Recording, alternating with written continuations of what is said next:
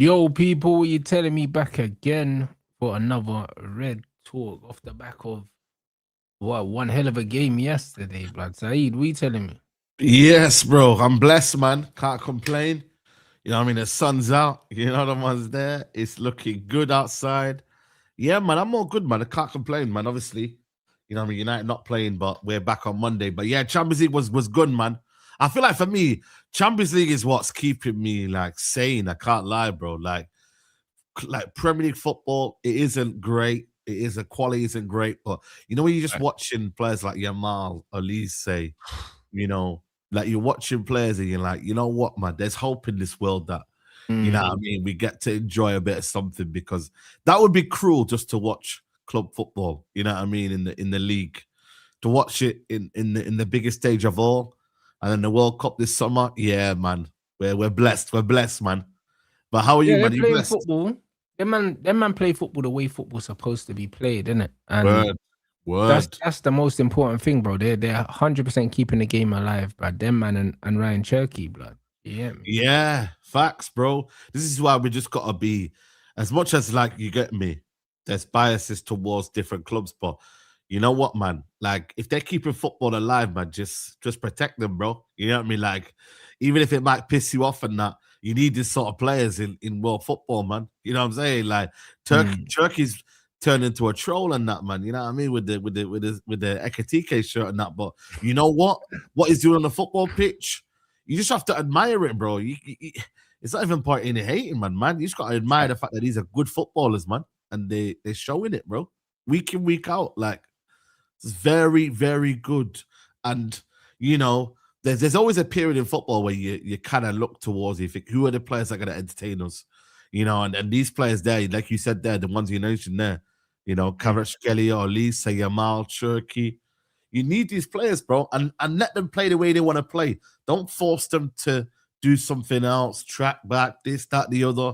Like, find a way of making them at the center of everything, bro. You get me? And you can see with Elise, the guy's the main guy in the team, bro. Man, just in the middle, on the right, on the left, like, bro, man's just oozing. You get me? You got to give the keys, man, to these players, bro. You know what I mean? You 100% do, man. You need a manager that's gonna allow these guys to play the way they play, bro. Word, man. And Company is doing that, man. I can't lie, man. Company, yo, man, fair play to him, bro. Like, he might be the hottest manager in world football right now. I'll be real with you. Like, but nobody's talking like that though. This is the reality. How come Company is not getting linked with the Man City job? You know what? I don't know why. It's because of David Ornstein made these reports about Maresca wants the job and this whole link with Maresca and Pep Guardiola and the fact that they obviously, you know, had these links before. And the fact that also Maresca's begging for the job. Let's be honest, bro. His camp have been going behind Chelsea's back. That's why the whole disagreement came with him and Chelsea. Is because apparently Chelsea thought that he was going behind their back to kind of maneuver a move to Man City. So I feel like it's being forced by that side. And obviously we know the rest in it. You know what I'm saying? If you know, you know. You know what I mean? I see free tax. You know them ones there, bro. So that's the big one. But you know what, man? He actually deserves his flowers because if I see that, I don't think that's the best Bayern team I've ever seen, if I'm being honest with you. I don't think you can top the 2012-13 team. We've seen way better Bayern Munich teams than that. Brother. But still, I watched that Pavlovic kid here in midfield, and I'm like, he's a baller, him. You know, Kimmich still got it. You know, they've got Harry Kane there. You know, even that Stanisic guy left back, still decent. Like, Manuel Neuer's still rolling back the years. They've still got a team where, with Company, you know what I mean? He's making the team a lot better than what, if you gave it to another manager, is showing, bro. And fair play to Company, man. Like, they were dominating Real Madrid. Obviously, Real Madrid have still got the threat. They were dominating Real Madrid at Madrid. That's what people need to understand. It was at Madrid they were doing it. Yeah. And he's the first manager, by the way, to win at the Madrid stadium since is it Heikness? Is it Henkes, But bro, Real Madrid smoked Man City 3-0 there. I know. 3-0. Should have been 4. Penalty. Yeah. And Bayern were playing with their food, at one point. Like, bro, the chance that fucking Upamecano missed the open goal. Oh my days, fam! I don't know what he was doing because I thought at one point the pass was poor, but it wasn't. It just was the fact that Upamecano is a centre back. He mistimed it. Yeah, he just timed it wrong. So I'm just like, and then the one with Gnabry as well. He's got to be a bit more alert there. You know what I mean? And just kind of go for it and lace it. But he didn't do that as well. So Bayern were playing with their food. And listen, as much as you can say Real Madrid, you know what I mean, are poor or this, that, the other, they still have the ability to find chances, you feel me? And that's what they did, bro. Trent whipping ball in and then Mbappe nearly. Yeah.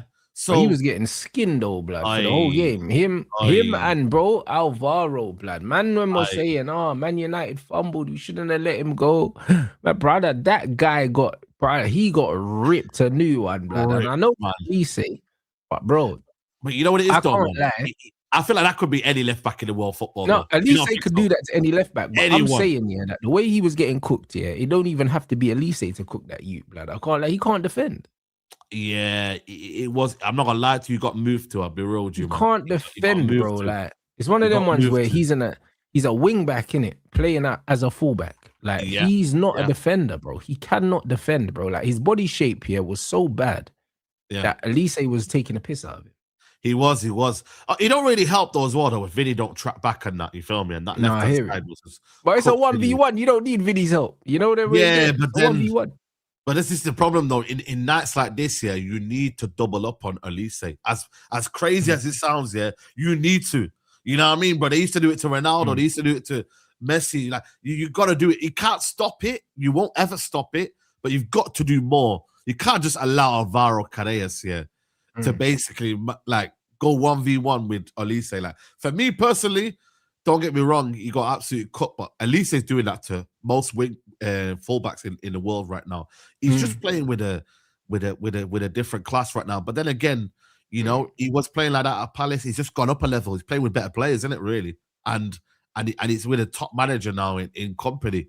So you got to give it to him, man. Like him and Yamal, it's really. You know what I just say to people? Just enjoy the both of them, man. There's not even no point comparing them, man. I can't lie to you. Enjoy them both while you can, because what you're witnessing is art right now. You know them ones there. You're witnessing players that just make football so easy, man. You know what I mean? I see Lamine Yamal on the weekend, the way he nutmegged and then made that Trivela pass to Fermin Lopez. Oh, bro. Joke thing, bro. And then you're seeing now with Elise, it's like, what staggers me the most is that he skips past you like you're not even there, bro. And I'm like, yeah, exactly. When he's in that flow state, it's like you just can't get the ball. The ball's magnetic to his feet. And Elise is nuts because Elise's got he's got the ball retention of a number 10, but then he's got the 1v1s of a winger. Yeah. So it's like sometimes he'll pop the ball off, sometimes he'll just meg you. Like sometimes he'll take it past. You don't know what this guy's gonna do in it. And he plays at his own pace. He never looks like he's rushed, bro. Never. The thing is, you think he's gonna slow the game down, and then he just speeds it up, bro. Like you can't time this guy, bro. Like he's a monster. Like he's so unpredictable. But he's unpredictable in the most calm way. Like that's why when you're watching him, it's just pure violations. Pure violation, bro. And like I said, bro, you know what I mean? If what was it, Luis Diaz would have played that ball into him, that would have been game over there, man. Yeah. You know what I mean? So no, I just think Elise is just, you know what I mean? If you can carry this on and Bayern Munich win the Champions League, you're looking at Ballon d'Or levels, man. You know what I mean? For Elise this year, bro.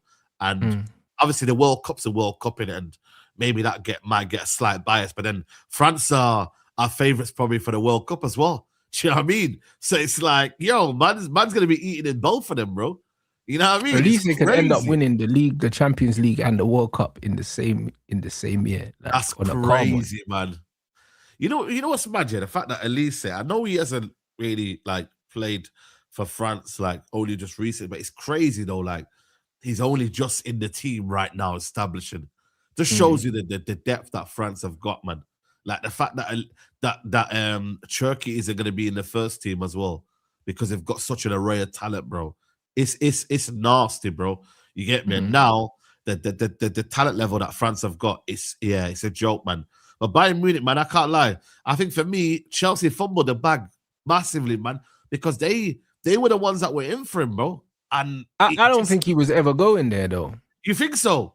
Damn. I don't think he was ever going there. If you look at it now, yeah, like, bro, his trajectory since going to Bayern Munich, it has been massively, yeah. Going to a Champions League final, possibly, yeah. Competing for the Champions League, competing to get into the French first team, bro. At Chelsea, he doesn't get the same opportunity because Chelsea's a shambles of a football club, bro. Do you know what I'm saying? And if you're not getting to the latter stages of the Champions League, you're not in these conversations, bro. Like, you're just not. For real. And if you're not challenging for the league, you know what I'm saying? Imagine if you was at Chelsea now, 6th in the league, bro, and out the Champions League, bro. Come on, man. National team ain't looking at man the same way. Yeah, for real. But the thing is, though, there was a release clause in it. I think it was like 45 million euros or something. No, but I think it was more for Prem teams and less. Oh, it was one of them ones. And there was a Champions League clause as well in it. So that's crazy, man. And Bayern Munich, normally you're like, yeah, cool. But Bayern Munich, sometimes they get outbidded, you know what I mean, because of the wages. But Bayern Munich, that was a sick. Did he come in the same summer as Harry Kane, or did they come separately? I'm not sure. I think it might even have been the same season, bro. That's crazy, man. The quality level you're getting there, bro, from them two is ridiculous, bro. It's nasty. Like, it's absolutely ridiculous, man. You know what I mean? Like, I don't think Luis Diaz had a particularly great game yesterday, if I'm being honest with you. I know he got the goal. I don't rate him, bro. Like, he's just too erratic. I just don't like that. The shit weight of pass that he played, that simple pass, man fucks up the pass, the game's done, just roll the ball, This is what I see. You see Sesko's goal, where Mbumo lays it into him, and he slots it when Cunha played the diag. People underestimate the weight of pass, from Brian, and you just see the exact same situation on the other side, Diaz, and you just fuck the pass, bro. Like, the pass is so important, man. Like, just a good weight of pass, that's it. He's another player that is more instinctive. Like, you can't allow him to think, bro. You see that finish there? You just got to just place it, bro. And that's what he did there. I feel like when he thinks more, Luis Diaz, I think he doesn't play the same way, man. You get me? And I never thought, even at Liverpool, I never thought he was that kind of player that was someone that was an intelligent footballer. It's more just instincts, bro. Whatever in that moment makes sense for him, he'll do. You know what I'm there, bro? Like, and that's what he plays like, bro. And I thought to myself, you know what, man? Like, he could have got at Trent a little bit more, but he didn't. And the one time he did, to be fair, he got in a nice run, but still, I'm not gonna lie to you. I still think for me, he could have played a lot better yesterday, bro. And they were playing with their food, bro. A lot of times, you get me, Real Madrid were vulnerable. Boom. Because I've called Real Madrid. I said, listen, as much as they've got this heritage, Benfica could have dealt with them at the ground, at their ground. Man City in the second leg with 10 men were moving to them. You get me? And they still couldn't close the game down. And now with Bayern Munich, I think for me, when they go to the Allianz Arena, I think they destroy them. I'll be real. Yeah, I think it's gonna be like 3-0 minimum. Like. Yeah, 3-0 minimum, bro. I can't see anything but that, bro. You know what I'm saying? Like, I really, really look at that and I'm like, Bayern, Allianz Arena, perfect for them. They set there. You got to stay humble, come with the right mindset, and the chances, everything. No Tchouaméni as well for Real Madrid. He's out as well.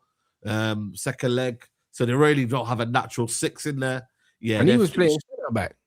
Hey, and he was playing centre back yesterday. Yeah, he was playing centre back yesterday, bro. You know what I mean? So it's madness, bro. But I've gone with Bayern Munich to win the tournament from the start. Yeah, same. It was always going to be them or PSG, isn't it?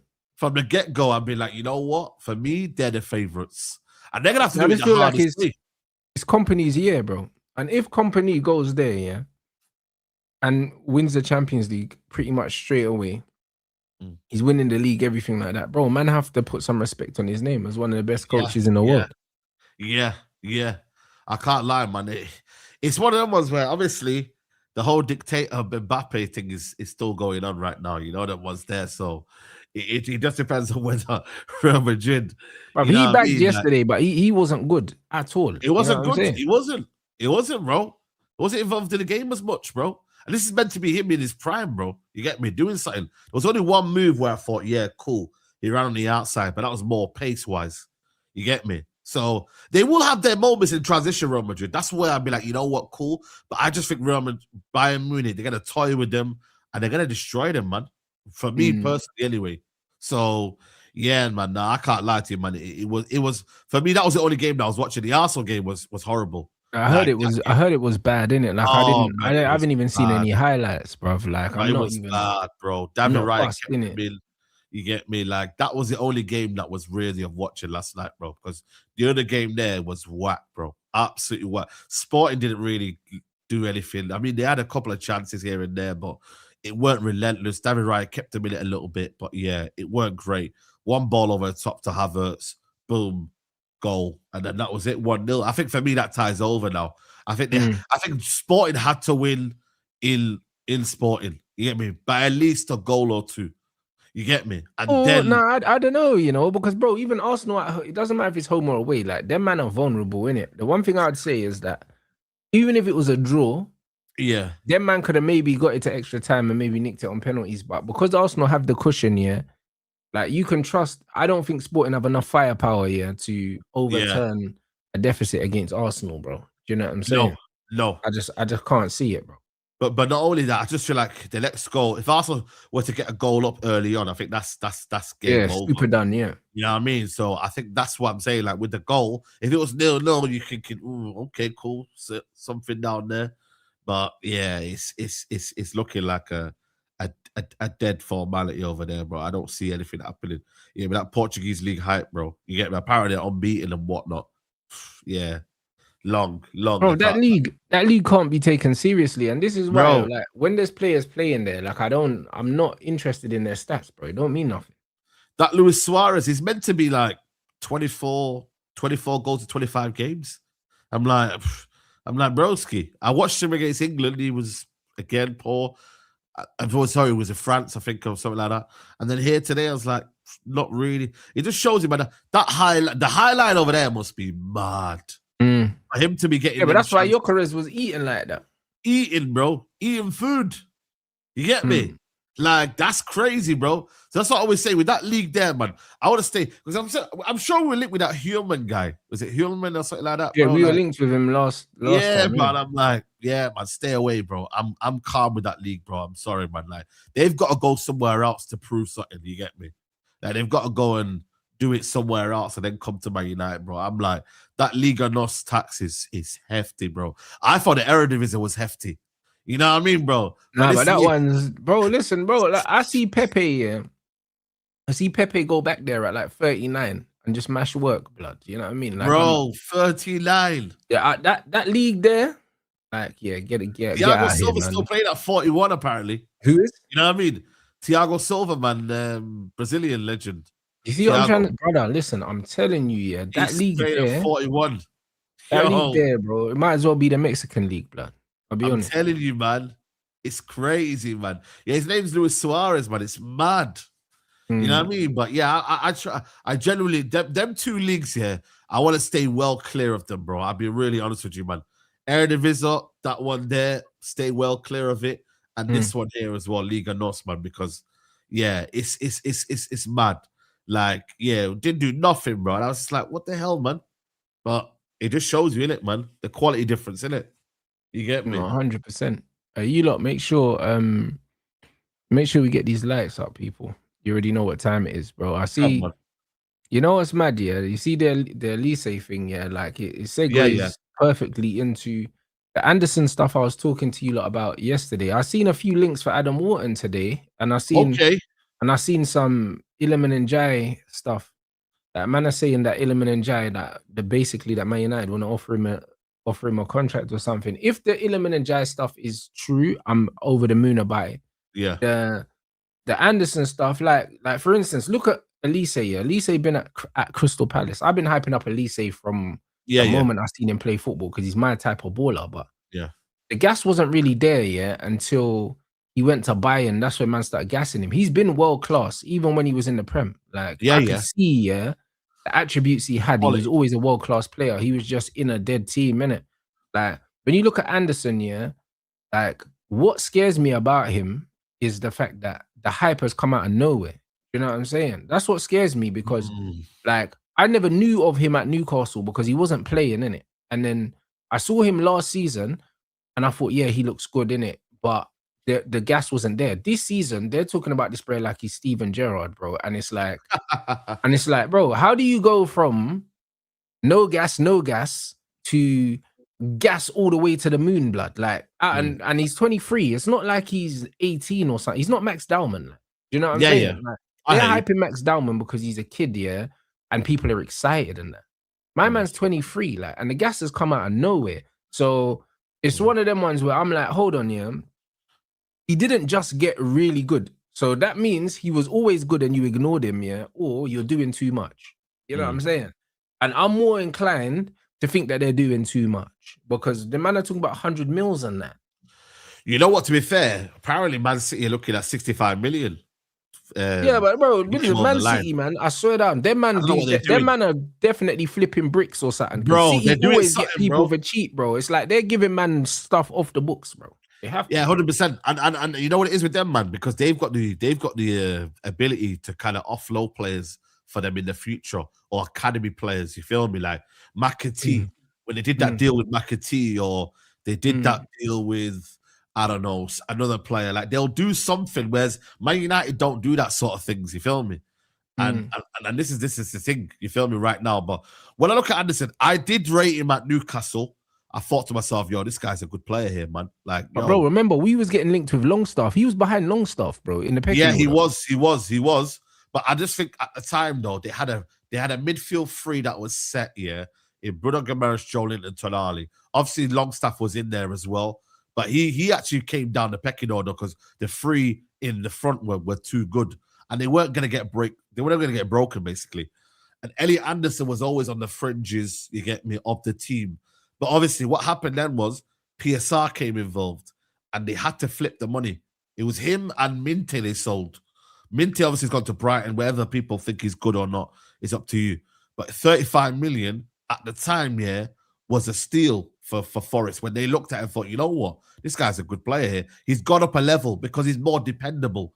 He's starting to become one of the main men over at Nottingham Forest. So therefore, people start to see, this guy's actually quality. So the more exposure you get, naturally, the more eyes you're going to get, right? But I believe for me, what it is with Anderson is that I think he's an all-action midfielder. Like, he can do a bit of everything. He can get the ball from the centre-backs. He's got a decent passing range. He's very physical. He can win the ball back. Isn't that what Balaba's supposed to be, though? That's my thing. Because they're both box-to-box players. And it's like, I hear it, though. Like, they're both box-to-box players. But it's like, when I look at both of them, I don't really look at either of them as passers. Like, Anderson can pass, but he's not a passer. You know what I'm saying? Like, Balaba can pass, but he's not a passer. He's not a passer, yeah. Like, Balaba's best qualities are probably winning the ball back and driving with the ball in it. Like, Anderson doesn't carry the ball as well as Balaba. No. But Anderson's good at receiving the ball in between the lines and, like, popping the ball off, but he's an all-rounder, innit? Like, him and Balaba are both all-rounders. Yes. But my thing is with Balaba, there's been so many times here where I see him getting the ball and it gets to the point now where I think something just goes into his head, that he thinks he can do that. Whereas I think the security that I get from Anderson is way more than I'm getting from a Balaba. I just look at Balaba and I'm like, don't get me wrong, he's a sort of player that wants to be a risk taker, wants to drive with the ball. But then I'm like, yo, do you know your position? Do you understand what you're trying to do here? Like, I feel like that risk becomes a bit too much for me. Whereas with Anderson, I know he's keeping the ball. Do you know what I mean? Like, that's where I think Guardiola want him and Man City he's want a bit him. more polished, like. Polished, yeah. And I think that's what you're going to get. Like, you know, and this is the thing where people like, the thing is with Kobe Mainoo right now. Kobe Mainoo keeps the ball, but people call that boring. I'm like, hold on a minute. Don't you want your players to keep the ball? But these man don't know ball though. Like, what man need to understand, is that they were underrating players like Carrick, Pirlo, Scholes. When these men were playing, nobody rated Paul Scholes like that. They would rather watch Steven Gerrard crashing into tackles. They didn't appreciate Scholes dictating play. They didn't appreciate Pirlo They didn't start appreciating Pirlo until he was about to retire, bro. His whole career, man weren't talking about him until he was ready to hang his boots up, bro. Like, you know what I mean? I think it was 2000. Was 2006 was his last tournament, wasn't it? Was it 2006 or 2008? Pirlo. Who's that? Pirlo. I think it was 2000. No, he went to. Did he not go to 2014? Nah, hold on. What tournament was it when he Panenka the penalty against? Was it against England? Was that 2000? What was that, 2008 or some shit? I can't remember. No, we didn't. England didn't make the 2008 World Cup, 2008 Euros. We didn't make that one. It might have been 2012. 2012, I think. Yeah, 2012. Yeah. Yeah, 2012. 2012, yeah. That's only when that's when they started giving Pirlo his flowers in 2012, bro. Because I remember, like, he bossed the game, and I was like, this guy's been a bad man his whole career. And now you want to talk about him like he's doing something new, bro. But you know what it was? It's because obviously maybe the fact that they enjoyed the flair of Totti. They enjoyed the flair of Del Piero. Do you get what I'm trying to say to you? Yeah. Because obviously, and you're right, Pirlo didn't really get his flowers until later in his career when he became. Think about it. Pirlo, 2012. Again, look at that. Michael Carrick, yeah. Towards the end of his career at that point, like, they was not rating deep lying fucking playmakers at that time. Everyone's doing the Tony Cruz thing now, but bro, man never fucked with players like that before. Nope. They didn't rate those kind of players. Nope. And also, let's be honest, bro, they didn't rate him until he got a beard. You feel me? Like, let's be real, man. And they started saying, yeah, man, this guy is so elegant, and look at him, bro. Graceful footballer. Let's be honest, man. Do you know what I mean? Rodri would have never won a Ballon d'Or, like 15 years ago, because they didn't rate players like him. Yeah. I agree. Bro, 2012 Pirlo weren't even the best Pirlo. This is what I'm saying, bro. Yeah. Facts. Weren't even the best Pirlo. They only started respecting deep lying playmakers, like in the 2010s, bro.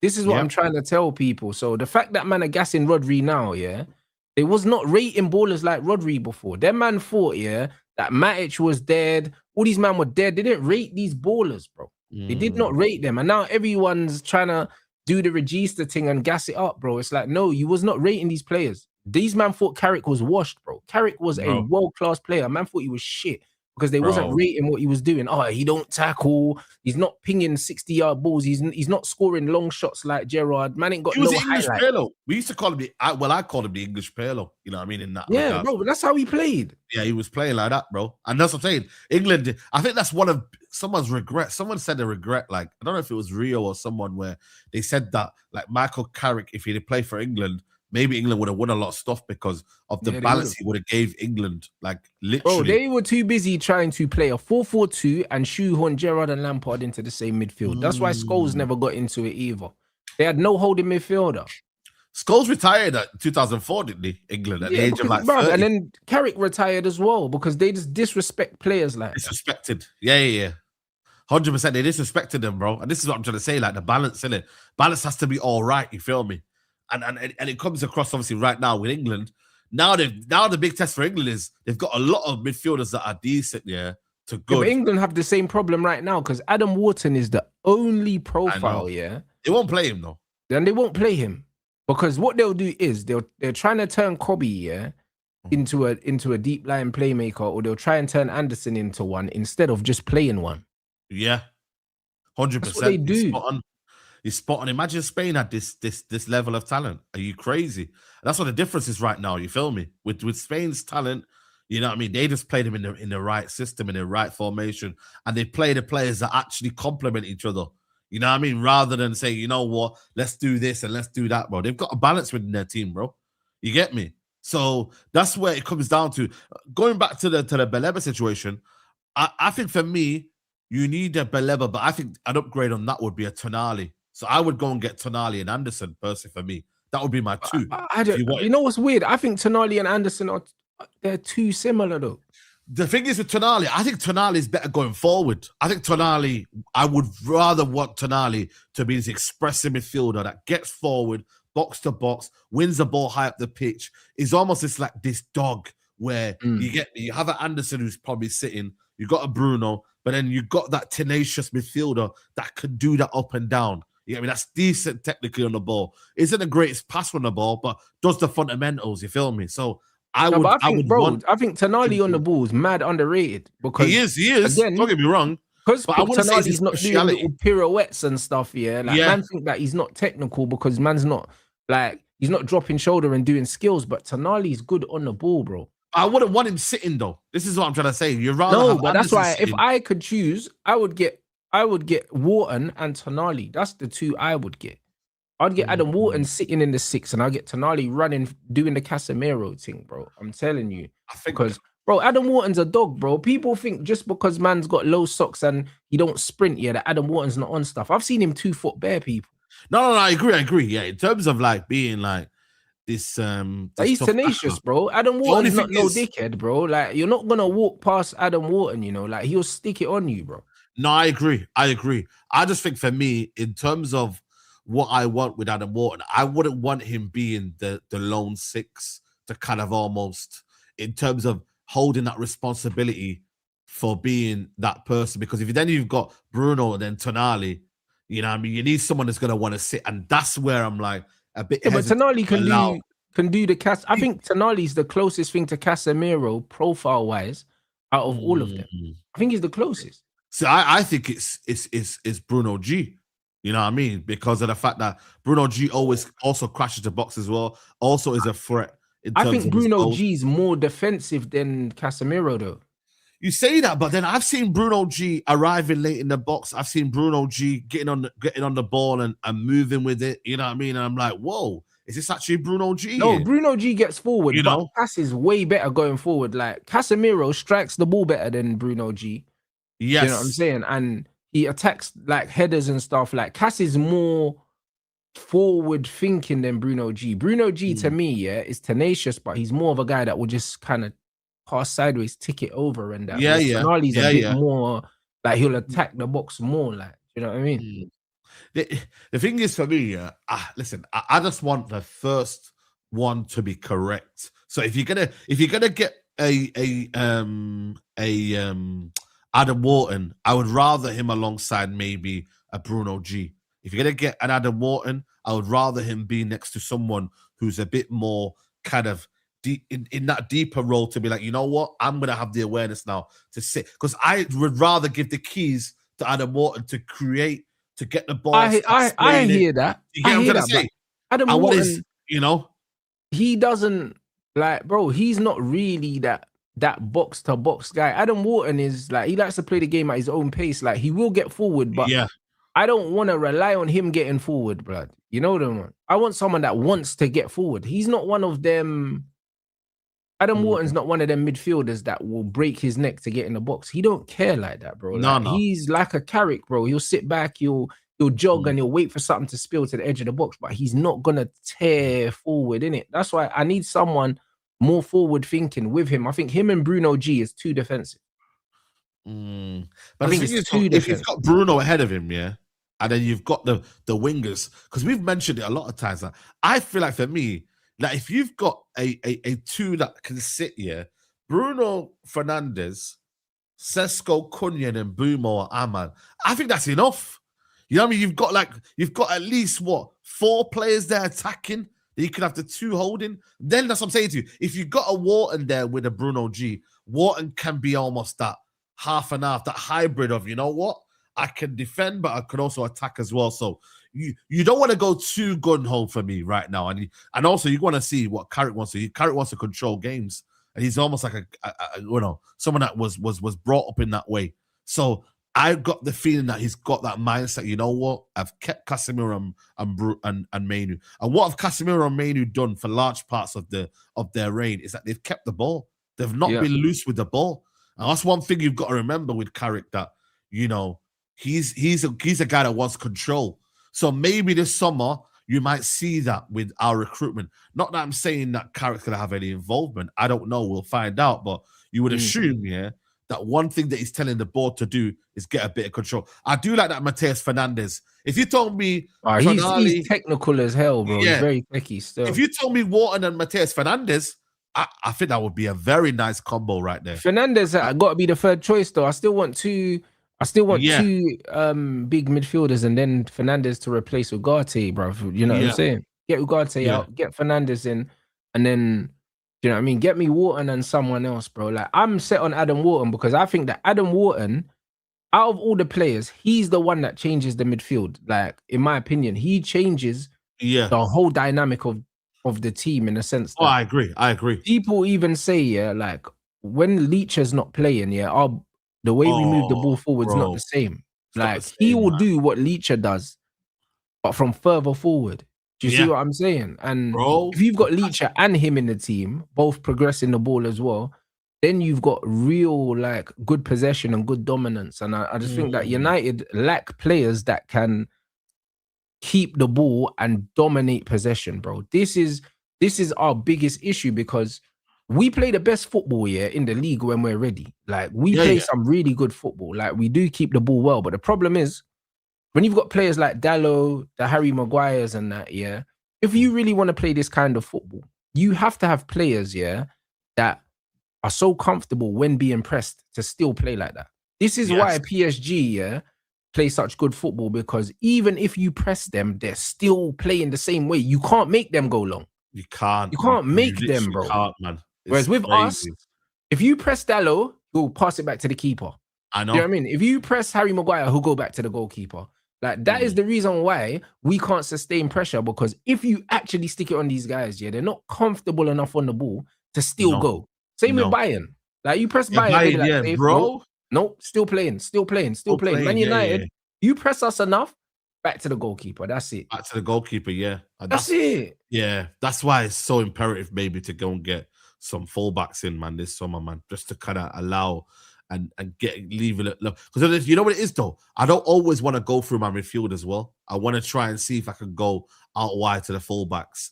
The two centre-backs that we've got, I still think they're competent on the ball enough. You feel me? Like, they're not going to be kind of guys where, you know what I mean? Oh, I've got the ball here. Like, I don't want it. You know, nah. You feel me? So in that aspect, you know what I mean? I think on the wing, don't get me wrong, I still think there's grey areas in terms of Mbeumo, if we are going to trust Mbeumo. I think that we need to look at him. I think we need to change how we look at him, and we need to look at him as a striker. In this system, he's a striker. I'll be real. In this system, he's a striker. I think we need to stop looking at him as a left winger, bro, because he's not a left winger. Oh, a winger in itself, yeah. But that's what Cameroon didn't trust him as a winger. Cameroon didn't play him. If you watch Cameroon right now, they don't play him on the wing. They don't. They play him literally behind the striker. Yeah. Oh. Behind the striker. We need to look at him as a striker, bro. We need to look at him. And if we look at him as a striker, he's useful, bro. Can't lie, because he can run and he can shoot, blood. And that's all you need in the modern game. The thing is, you know what it is, striker in Europe, yes. In the league, I'm a bit like, you feel me? But then again, if you have better midfielders, that can progress the ball and he's running onto them balls, you know what I mean? He's going to score goals, bro. Loads. Yeah. He's going to be one of them ones where he's an efficient player. Like, and you know what? He could be that kind of player that is almost like, you can play him across the front three. You can play him, you know what I mean? You can play him behind the striker. He's going to be, I'm not saying like, sometimes we look at utility players as a bad No, thing, you're right. I would say he's definitely one of those. You could play him anywhere across the front three, but in your best team, you don't have to start, man. Yeah, you don't have to start, man. Yeah. But I don't think it's a bad thing, bro. It's just like United have got to keep thinking ahead, bro. You got to remember when we bought him, he was under the impression, that we play him literally in that right 10 role. And this is the thing though, right now, like, it was a position that he almost just came into without having any thought process. Nobody questioned the move. Nobody questioned why we're signing him, because them holes were basically vacant. Their positions were vacant, bro. Because obviously Rashford had left, Garnacho had left. You know what I mean? We didn't have anyone there. You know what I'm saying? We didn't have anyone there. So basically, him and Cunha were meant to be in them positions. I think Cunha's developed in his role better than Mbeumo. I'll be real with you. You know what I'm saying? And but Cunha, it's because Cunha's a better footballer. So because he's a better footballer, he can adapt more because he's got more ability. Do you see what I'm saying? Yeah, I agree. Like, I agree with what that. It is. Like, Brian's very limited, but the stuff that he does well, innit? So you just need to think about how can I play him to his strengths the best in this system, and it's definitely as a striker. Yeah, I agree. I'm still a bit reserved on the striker, but I think for me, I'm cool with the fact that it's an option in it for Man United. I'm cool with the fact that he is lethal in front of goal. When you give him a Mm. chance, he is lethal. I'm cool with the fact that when we do play a transition game, yeah, and we're on the break, he can carry the ball. He can run. He is quick. You look at the game against Man City, that breakaway goal that we had. If he get the ball Sick and he goal. opens his body up, he can leave it. And it's only one kind of shot, by the way. You know, with Cunha sometimes he needs one touch, free touch, bang, then he can might score. With Mbumo, it's a first time finish, which is Yeah. good as well. So that in itself is something that United need in that aspect. But yeah, I just think for me, it's one of them ones where with Man United next season, it'll be interesting to see what kind of style of play Man United do have with the players that we bring in. You feel me? Like, because right now, let's be honest, bro, no one's really dominating like that, bro, in the Premier League. No one's really got a style that you're like, yo, man, you see that style over there?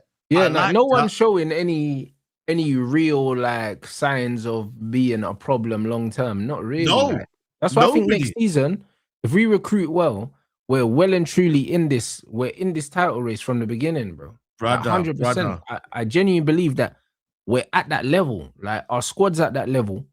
And if you bring in more players, like if they say they do bring in an Iliman and Jaya, they do bring in a Wharton, and they do bring in like another player like a Belabor, like for argument's sake, say they get Yeah. Belabor and Wharton, like they're saying that Wharton's available for 70 mil, and they're saying that United want him, he's keen on United, whatever.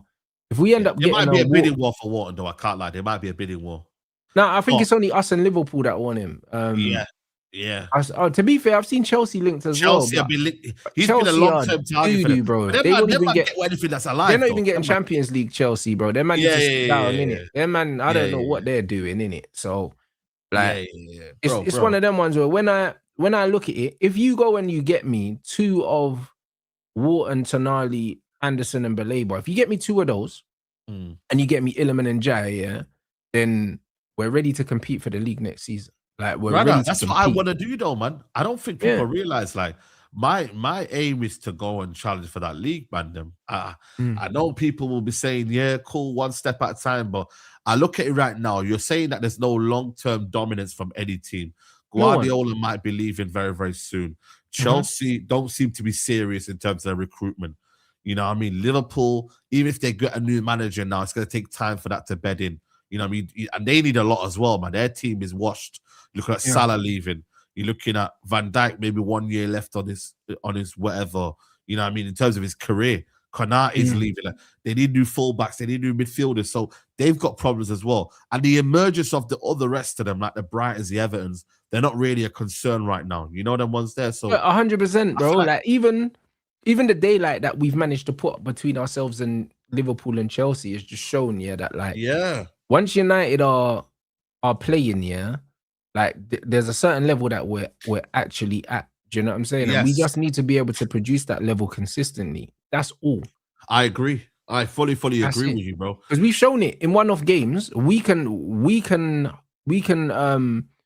hold our own with City and Arsenal. We've shown it. Do you know what I'm saying? Like we've actually shown it. So it's not like it's lucky. The way that we beat City weren't luck, bro. Do you know what I'm saying? The way we beat Arsenal wasn't luck. Like we punched both of them up. So we've shown that our level is that. We just need to show that we can hit those heights, consistently. That's the one thing that we haven't shown. That's all we haven't shown. And if we get the players and we keep the same manager, there's no reason why we can't consistently hit that level. And to answer about the fullbacks, bro, listen, I'll take Lewis Skelly now, bro. We've been linked with him. I'll take Lewis Skelly right now, bro. Because we need a left back. He fits the bill. He's got Premier League, Champions League experience. He's young. Do you know what I'm saying? And he's athletic. That's it. Cool. He's not the best defensively, but he can fucking learn, bro. You know what I'm saying? Can learn. Yeah. Him or Brown. I like that Brown as well. If you go and get me that Nathaniel Brown, I would be very, very, you know what I mean, good with that one. I can't lie. So let's see. I think, Luke Shaw's got to be a spare man next year. You know what I mean? Where you just come in for these random games just to fill in, last 20 minutes, fill in and just, you know what I mean? But we can't rely on him anymore. You know the ones there. So, and then you go and get in a Lemon Jai. That's the one you want, right? You know what I mean? I'm still 50-50 on him. But I think for me, if you want a safe option, if you want an option that, you know what I mean, that you could go and get without any hesitancy, you don't want to mess around, go get it at Iliman and Jai. You know what I mean? It's not going to be complicated. You deal with Everton, you pay the 60 million, you go and get Iliman and Jai. And then, and then you're saying that you don't need a striker. If you keep an Xerxes and a Bumo behind, you know what I mean? You've already got Bruno staying, and you get in a couple of midfielders in there. You know, and then I would get one more centre back in there personally, left-sided centre back. So if you go and get Schlotterbeck, we've been linked with Schlotterbeck. You know what I mean? If you go and get him as well, and then I think cool the centre back thing, but I think that's if man got money left over. You know them? Yeah. I agree. I'm not stressing with the centre back thing because we got Aiden Heaven, we got Harry Maguire, we got Delit, Lissandro, and Euro. That's 5 in it. Yeah, Delit and Lissandro got injury issues here, but it's one of them ones where one of them two needs to be available. And we see from there, bro, I just think that the medical team, you need to earn your money now, innit? Because man shouldn't be having to go out and spend big dough, on a centre back when we've got 5. Like, do you know what I mean? Do your fucking job, spooky, like. Man. I feel like these players are probably trusting their own people, man. That's why it's taking so long, you know. I'm not gonna lie to you guys, man, because I feel like the medical team, you know what I mean? It's like we don't really hear a detailed analysis of what actually goes wrong, what actually happens. Like, even Carrick's confused, saying, yo, Wagwan. Like, he's just like, yo, I don't know, man. I really don't know. So I just feel like for me, they've got their own medical teams, these players, and they trust them. And then maybe Man United have said, you know what? Cool. Just bring us a regular report every time you can, in it. Because it looks like to me that the players dictate when they come back now, rather than the medical team dictated when they're coming back. You feel me? Like it seems that way for me personally.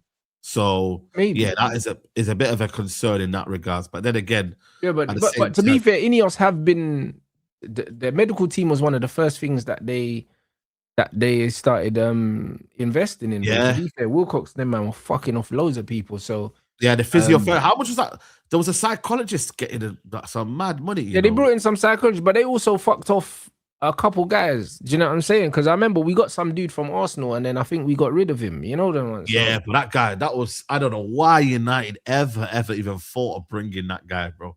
When I have no idea, bro. Brother, apparently, to be fair, his family lived in Manchester, innit? But that's no excuse to bring a guy over. You feel me? It just looks like to be a guy that's wanting a job over here. So his family. You know the ones there, bro, that actually being good at his job. The guy's injury record was terrible, man. And I was like, yo, what one for these, man? You know them ones there. So yeah, it is a bit of a concern. You know them ones there. But yeah, United there. In terms of the medical team, to be fair, like I said, in terms of the main group of players, though, they've not been injured. It's just random injuries, bro, that we've got to certain players. I don't know what it is, man.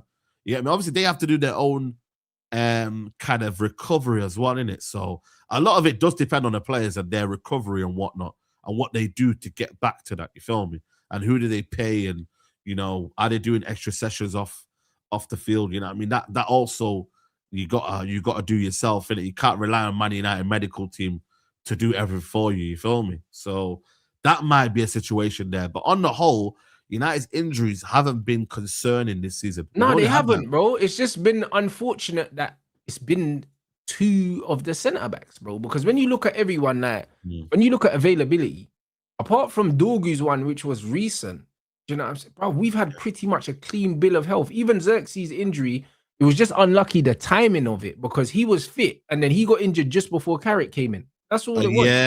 Yeah. Just unlucky, the timing. But he wasn't even out for long, bro. He was only out for maybe like a few weeks, but then you're paying catch up because everyone else has been playing. Dorgu's one came at a time where he was in the form of his life, so it was just bad timing. But other than that we haven't been riddled with injuries. When you actually look at Mason Mount, we never count that guy anyway, blood. Do you know what I mean? Because he just don't play.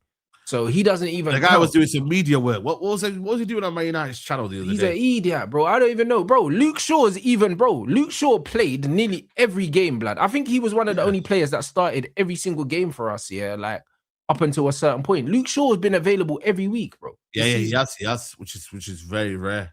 Yeah, this one here, music talk, Mason Mount music talk. You see what I'm trying to say, bro? This is I don't know what he's crazy. on, man. Seriously, Like, bro, Shaw's been available every week. Do you know how crazy that is? So that tells Yeah. you, how good our injuries have actually been when Luke Shaw's there every week. So, like, our injury issues are more the fact that it's just that we had them in the same position. But also, I think it's not been one of them ones where we've needed them back ASAP. You know what I'm saying? Like, we haven't, because we're playing every fucking once a month, bruv. At this point, bro. Fuck me, boy. I can't remember the last time I watched a Man United game. But it was E-Day, bro. E-Day. Brother, bro. Listen, I feel like I played football more recently than them. Do you know what I'm saying? Like, it's crazy. Like, bro, I would say Emo Barrack and that to the family, bro. You know what I mean, bro? I swear down, bro. Crazy, man. That was the last time. We got robbed as well. That was the worst thing about it. You know what I mean? We got bloody robbed. You know the ones. I got robbed, yeah. And man just, it's nah, bro. Amran will pay for his crimes, bro. I swear down, bro. Like, nah, he will. You know what I mean? He will pay for his crimes, bro, because the fact that he just left us in this mess, bro, where the Carabao Cup, we'd be in the final, man. You get me? Because that's one thing United would do. Yeah, probably, yeah. All of this year is that United would be in these finals. We've been in 10 finals in 10 years. Yeah. Something like that, anyway. Now, we always find a way. We always find a way to just be in these finals. This is why I get angry. Like, when people are talking about, but one game a week, it's like, brother, we're always in finals. So who says Man United can't handle multiple games a week? Because we're always there or thereabouts. So, like, when you actually look at the reality is, we're averaging a final a year and a trophy every other year. So this myth that man can't play more than one game a week, it's not real. It's not real, man. Come on, bro. Are you mad, bro? And the worst thing about it is that they're giving us these stinky Monday kickoffs, bro. You know what I mean? These Monday 8 p.m. kickoffs, man. Like, bro, allow it, man. I need to talk about the game during the weekend, bro. Man need to, you know what I'm saying? Man need to, that's football's a weekend game, bro. Ain't no Monday night, bro. Champions League the next day and that. It's crazy. Man need to let him marinate, bro. Man don't want to talk about football on a Monday, bro. That's how we analyze everything, what's happened on the weekend. It's a joke, man. Yeah, Monday's meant to be like Leeds versus Everton and games like that, bro. I got Man United on a Monday. More now, you know. We got the worst thing about it, we got this game here, then Chelsea's on a Saturday night at 8 p.m. I don't know what they're doing there. They've violated us there. Then the week after that is literally, I think we play Brentford on a Monday, 8 p.m. again, kickoff. Like, it's jarring, bro. We've had literally 3 p.m. kickoffs. Our last 3 p.m. kickoff, no word of a lie, I believe was against Forest. If I'm wrong, let me know. That was our last 3 p.m. kickoff, bro. Forest away. That's nasty, bro. So it's one of them ones where, like I said, man, you just gotta just take the L and just say, you know what? Everyone remembers this season, innit? You know them ones there. Everyone remembers this season. Like they're gonna remember this season, bro. And we're like, you know what? Maybe it did a benefit to us. You get me? Because at the end of the day, we look fresh. We might be the ones that are fresh next season. Who knows? We might look at this, you know what? While everyone else here looks tired from the World Cup, and you got to remember, no Mbumo in the World Cup. I think no Sesko. There's a couple of players that are not in the World Cup this year. So this might actually benefit us in the long run. You know them ones there. So, yeah, man, I just think, man, it's long. I can't lie to you, man. 24 days, bro, without a game.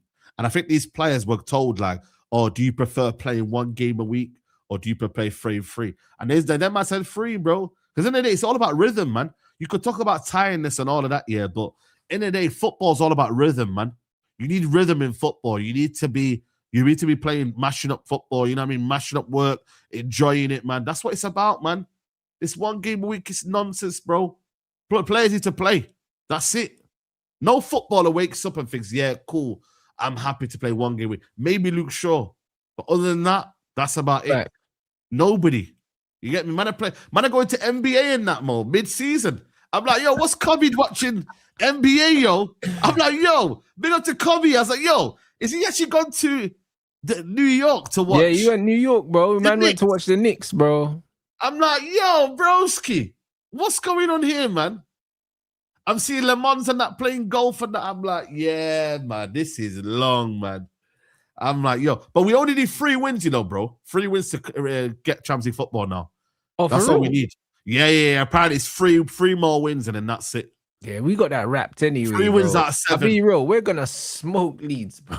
We're gonna murk them. Smoke Leeds. We always do, to be fair, man. Yeah. Remember that 6-0 win? Yeah. 6-0, 6-2. I swear we done like a mad thing, like a more than that, like a 8-9 thing. I swear them and Southampton in one season we slapped them. Southampton. I swear them and Southampton we packed them both, bruv, like the same season. Under Oli. Yeah, we beat Leeds 6-1, I think it was, something like that. Okay. McTominay hat-trick, I think it was, something like that. In a space we of what? packed them in, bro. We packed them, bro. We packed them as well, 5-1. Paul Pogba when he got 4 assists in one game. You know what I mean? And then I made a bet with Big Steve that he would get more assists than Paul De Bruyne, and then it just, it didn't work out that year, you get me? But yeah, man, we packed them up, bro. That day, you see that day there, I thought we were in the league, you know, that day against Leeds. I swear down, Rants, yo. I came out the ground thinking we're in the league. Varane, Pogba, Sancho, bro, hey. Bruno, I thought we were in the league, bro. Greenwood on the, are you crazy, bro? I swear down, bro. I came out the ground thinking, that's our year. That year, you actually should have won the league, you know. When you actually deep it, that year, 2020, 21, you actually should have won the league that year. That year, I don't know how team was crazy, though.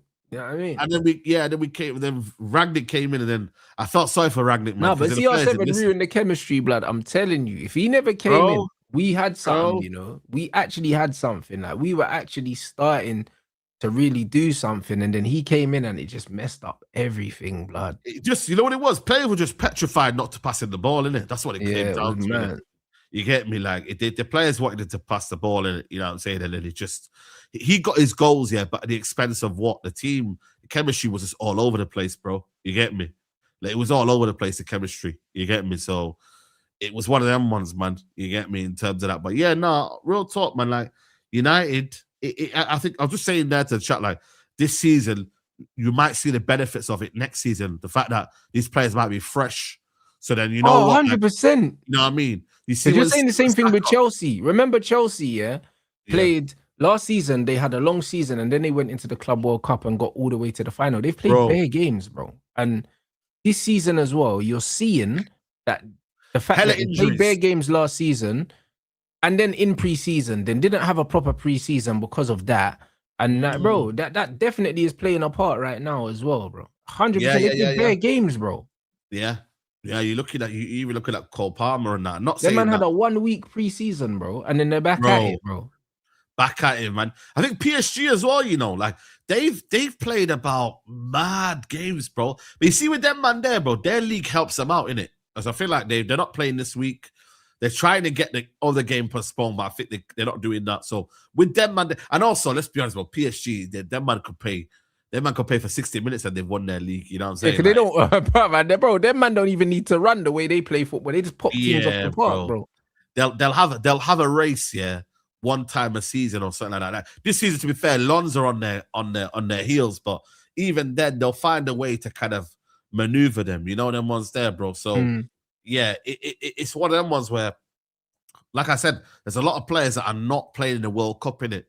So. You get me? You got that players there, and then the players that come back, added with the players that are going to be fresh from what we bought. If we get go, this is what I'm saying. Maybe there's a sign where we go and get Tonali. Is that when are you going to get a better opportunity to get Tonali wrapped up before the World Cup? And Wharton might not go to the World Cup, bro. Go get Wharton and Tonali, bro. Like both of the men ain't going to be at the World Cup, He won't play.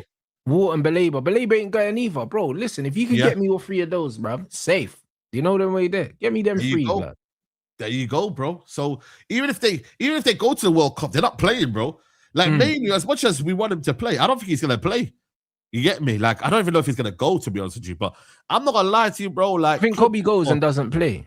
Yeah, but I'm club football over internationals anyway. You feel me? Like fact. Like, the real talk, like big up to Kobe and that. But bro, I can't lie to you, bro. We want you in good health, innit? You feel me? Like we love you to win the World Cup, but at the same time, bro, it's always the priority of club football. You know them ones there. So, and then they got the pre-season as well after that. You know what I mean? I think they're going to Scandinavia this year, Norway, places like that. So, yeah, man. I think for me, it's a good one, man. I don't know if you seen the Ahmad and Mbumo interview yesterday.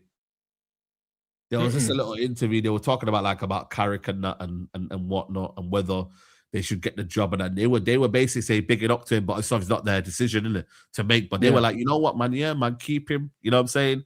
He's a good guy. He knows his stuff. This is what I keep saying to people. Like, I think the key thing is comfortability. It's like understanding that if you now give it to a new manager, it just upsets the whole dynamic. But you've seen it at Tottenham, bro. Like, it wasn't a popular decision to sack Ange Postecoglou, and because of that, Thomas Frank never really had the dressing room from the start. Yep, there you go. There you go. You know what I'm trying to say? So, I agree, man. I think for me, it's one of them ones where there literally isn't any news on any other manager, bro. It looks like a formality now for Carrick. Win these next 3 games. I reckon announce it as soon as you get Champions League football. I think that would be the best thing, to do. Yeah, I think so. Literally, give him the job as soon as we're in the back of the Champions League. Then, you don't leave no room for any speculation during the summer. You get me? You just announce it, dead any rumors, and then boom. And then what it helps is the summer window. They're like, who's the manager? Even though they don't come as per se for the manager, but it helps the cause, innit? Like, if you know the manager's settled and it's not an interim anymore and he's the actual manager, cool. You know that they've got a manager there that's got them into the top 3 after being there from January. All of a sudden, that's a big tick. That's a big W in that aspect. You feel me? It's a few extra brownie points right there. So, it's a big thing knowing that, you know that the manager's in there. They've secured Champions League football, and then boom, they're on to. They're starting to their rebuild. They're being serious. They're being active early. If they know all of that, then you know what, man? They're man are ready to start, bro. You get me? They're ready to start. 100%. The one thing I'll say about Carrick is he's done everything right. Yeah. 100%. And this is what it is. He's done everything right. I agree. You know what I'm saying? Between him and the backroom staff as well, they've done everything right. We've seen the importance of all of them. We've seen the importance of Steve Holland. We've seen the importance of Evans and Woodgate. Even, bro, with the set pieces as well, bruv. Man are saying Johnny Evans is drawing up set pieces and that. We scored that banging set piece, I think, against Tottenham. We're seeing the importance of everyone. We're seeing the roles that everyone's playing in it. And I just think that the way that the backroom staff is set up right now and the way that the players are responding to them, it doesn't make any sense whatsoever in changing it. I agree. If it's not Enrique, bro, it just doesn't. It doesn't make no sense whatsoever, bro. Like none. I agree, bro. I agree. Like I said, Steve Holland. I think Steve Holland's been a key asset, man. Yeah, I can't lie to you. I think for me, as far as I'd say, you know what? If Steve Holland wasn't there, I'd be looking a bit sideways as to this Carrick situation. I'd be like, you know what, man? Who does he have when he gets tough next season? Yeah, he's the difference. It makes a big difference knowing that you've got an experienced guy there who's been there at the highest level, who's actually worked with better players as well. He's worked with better players. He's worked with better managers, and he's worked in high pressure because he's worked with the England national team and he's worked at Chelsea in the Champions League. So this guy is extremely experienced, bro. So anything that Carrick's not sure about or anything that he's experiencing for the first time, it won't be new for Steve Holland, bro. Do you know what I'm saying? It won't be. It won't be new. It won't be new for him, and he's going under the radar at the moment. He is definitely a big reason why we're doing as well as we're doing, and you still have to rate Jason Wilcox, and Michael Carrick, for bringing him in, bro. Yeah, 100%. That's a big decision. It could have been anyone, when you actually deep it, like sometimes you got to give this credit for the decision at the time, because you could have got Liam Rossilli. Imagine we had a Liam Rossilli right now. Like, real talk, like, no disrespect to Chelsea fans, but I don't think I could have coped with that, a Liam Rossilli, that kind of manager who talks a lot. The fact that Carrick don't talk a lot, actually is beneficial, because we don't need the noise. We need everything on the football pitch. We need the noise to be on the football pitch.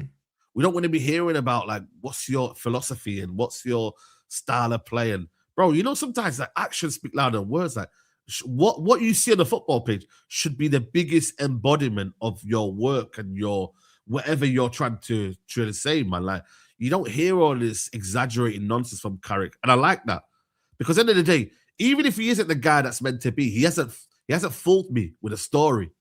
You know what I mean? Yeah, man, age, bro. It's long, man. Man said Like, aging real men. As soon talk. as he said that, I was like, bro, you're doing way too much, bro. It's Yeah, like, bro. Like this is what I'm saying. Like, even if, like, say for example, yeah, Carrick doesn't become the man he was, yeah, he hasn't sold us an idea that I was going to be this unbelievable coach, or he just, you know, it's not just worked out for him. But if you then lie to me and say, yo, man, I do this and I do that, and I will succeed here and I will do that, like, I don't want that delusion, bro. I haven't got time for that, bro. I've been burned so many times now. We've had so many managers come in, tell us that era's come to an end. You know what I mean, bro? And my philosophy. Like, get out of here, bro. I still, like, real talk, but man. that's the best thing about Carrick. He's doing his talking, yeah, on the pitch with results. He's not doing all this other bullshit. No, exactly, bro. All this other bullshit. It's long, man. It's bad. It's dead, and I just don't want it anymore, bro. Like, it's got to that point where you can tell, even with, like, Vincent Kompany as well, he's got that similar aura as well, where he just does his football on the pitch. Doesn't try. Yeah, he's not really a talker either. Yeah, bro. He just does this on the pitch. Boom, you see him, bro, on the training ground. Like, that's it. Too many of these guys, bro, they talk too much, bro. And I'm just sick of it, man. I'm sick of it, bro. That's why with Nagelsmann, I feel like he'll just give us another story of, like, how I'm going to be playing this gegenpressing style. And then we have to research about gegenpressing all over again. Oh, but he's done this as school of Klopp and school of this. And then let's start writing articles, and all tacticos get giddy and excited. Now I don't see no tacticos. Have you noticed the tacticos have disappeared? Have you noticed? But this is what I'm trying to say, where bro. are the tacticos now? Because these man, yeah, all these men were doing is they was using reverse psychology, yeah, to twang themselves into thinking that things are going to change under Amorim. You know, those man was talking about, we need this kind of wing back. We need all these other things. Brother, Amorim was playing our best attacker as a fucking defender, yeah. And we sat here and we're trying to work out how are we going to make this work. No, just fuck him off, like. Do you know what I mean? Like, what are we doing? Ahmad as a wing back, yeah, is crazy work, blood. Crazy work, man. Crazy work, bro. But he twanged us into accepting it, bro. Like, we wanted to win so bad that we allowed this guy to really do that. Yeah, for real. For real. You know what I mean? And this is the thing, man. All for a formation that, you know what I mean, they're never going to succeed, bro. Three at the back. We are playing four midfielders, yeah, but still ended up having no midfield, bro. Yeah, that's nasty. How could we have four midfielders and no midfield, bro? Like, brother, do you know how mad that is? We had 3 centre-backs, 4 midfielders, blood. And in the 4 midfielders, we had no midfield. Yeah, that's crazy. Yeah, that's crazy. I can't lie. And we had to watch it. Every single week we was watching this, bro. Leaking goals with 5 at the back. But it's crazy. This is what was happening. And this is why I said to you, like, don't look past Michael Carrick, you know. Enjoy the moment right now. Because everyone's looking into the summer, Enrique, get this player. No, bro, enjoy the fact that we're going out there every week and we feel like we're going to win. Enjoy that. Because under Amorim, we felt like we could lose to anyone at any moment. Bro, man, we're debating whether they're going to beat Wolves or not, bro. Crazy. I swear down, bro.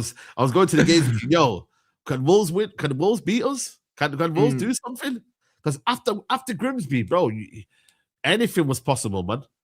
The fact that he even survived Grimsby, oh, man. That's nasty, bro. No, but holidays in that. Nah, man, we've been in the ghetto, like, and this is why it's like, bro, give Michael Carrick his flowers, because not only has he changed our fortune in terms of the results, but also the football has improved as well. Everything's improved. Like, the style of play is improved. We're scoring more, conceding less, winning more. Everything's definitely improved. Better. Everything, like, nothing has got worse, bro. It's been an improvement across the board. And that has to mean something. Like, that's not a fluke. It's not a fluke. It's not a fluke, man. When you actually deep it, bro, it's not a fluke, man. This is why I just got to give him his flowers, man, and just say, you know what? Fair play to him, man. You get me? Fair play to him. You know what I'm saying? He's done his thing. He's got us playing the right way. And yeah, man, like, that's what I'm saying. Like, I only gave Enrique the measure because I was like, you know what, if it's actually genuinely possible, and there were rumors that he was like, you know what, he could leave, that's when I think it would be a difficult decision. But this one here now, there's not really anyone now that, like, you know what I mean? The fact that we're not even talking about Glasner anymore and them man there, bro, like it just shows you like the job that he's done, and it's about consistency at the end of the day. Like, you're not buying into an idea then to be told we're gonna get the consistency in a year's time. No, how about you do it now?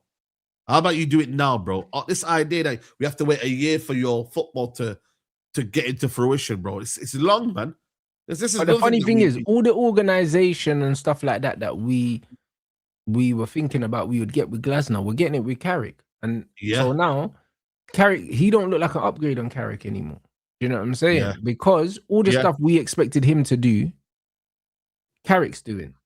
Yeah. But Carrick also has the added benefit of being an ex-player, knowing the culture, understanding the club.